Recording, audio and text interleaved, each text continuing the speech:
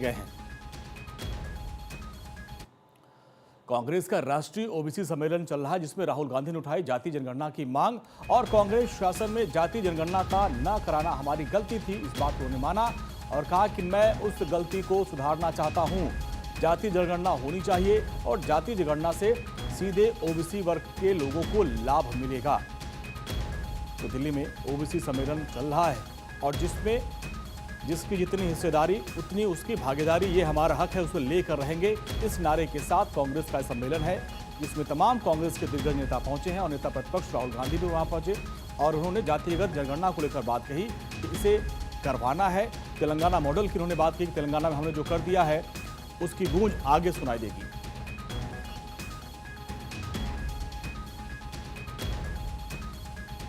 तो ये एक बड़ा चुनावी मुद्दा बनने वाला है और राहुल गांधी जातिगत जनगणना को लेकर मुखर हैं और इसको लेकर ओबीसी वोट बैंक को अपनी तरफ शिफ्ट करने के लिए एक बड़ा कार्यक्रम रखा गया।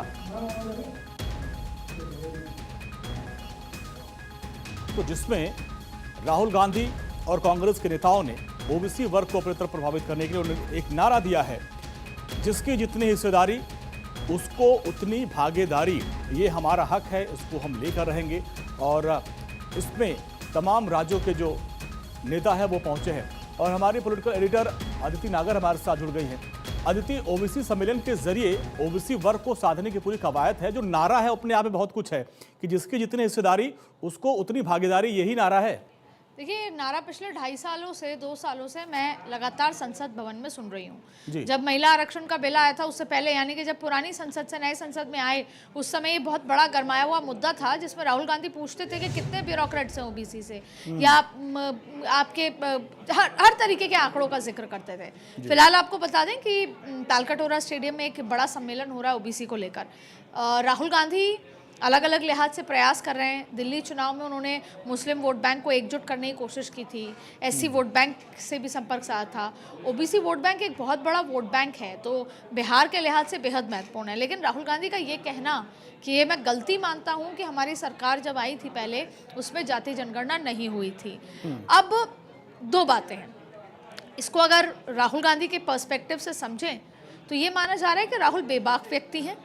वो ओबीसी सम्मेलन में ये कहना चाहते हैं कि हम जाति जनगणना और जिसकी जितनी हिस्सेदारी आबादी की जो बात वो करते हैं वो हम लागू कराएंगे जब भी हम सत्ता में आएंगे। यानी कि अब कोई ज़्यादा आबादी में है तो फिर उसकी नौकरियां भी ज़्यादा हैं, उसके तमाम तरीके की बात की हिस्सेदारी का जिक्र करते हैं।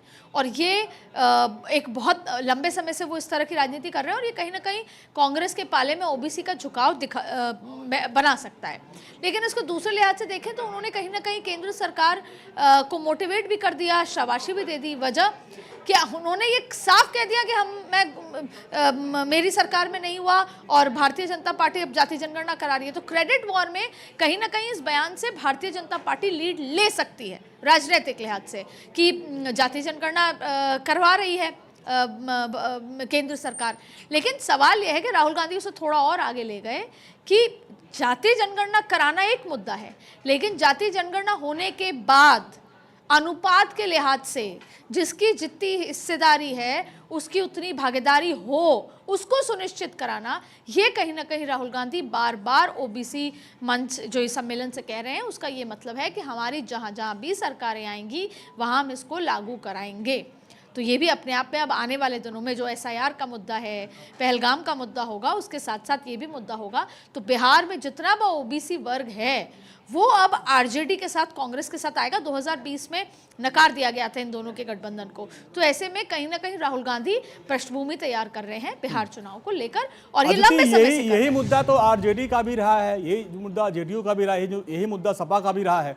तो ऐसे में क्या राहुल गांधी कांग्रेस को लेकर एक अलग सियासत कर रहे हैं क्या?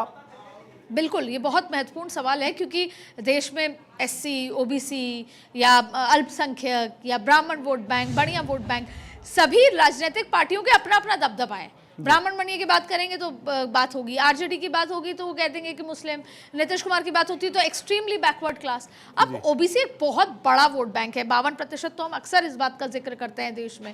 तो उससे तो बहुत, अब जब जाति जनगणना होगा तो आपके सामने सही आंकड़े आएंगे। तो राहुल गांधी उस बड़े वोट बैंक को टारगेट करना चाहते हैं। आप जिसे बोलते हैं कश्मीर से कन्याकुमारी तक, हर राज्य में आपको एक बहुत बड़ा ओबीसी वोट बैंक मिलेगा, एक एससी वोट बैंक मिलेगा। अगर वो एक वोट बैंक किसी भी पॉलिटिकल पार्टी के साथ आ जाता है तो वो चुनाव की गणित को पलटने में बहुत ज्यादा कारगर साबित होगा। तो इसलिए कहा जाता है कि किसी एक जाति अगर आपके साथ हो, दो जाति का कॉम्बिनेशन अगर आपके साथ आ जाए तो आप चुनाव निश्चित रूप से जीतते हैं। तो राहुल गांधी अपने आप को एक बार फिर वही ग्रैंड ओल्ड पार्टी, क्योंकि असल मायने में आरजेडी का वोट बैंक किसका है? कांग्रेस का हुआ। अखिलेश यादव का वोट बैंक, जितनी भी रीजनल पार्टी हैं वो कांग्रेस से निकली हैं।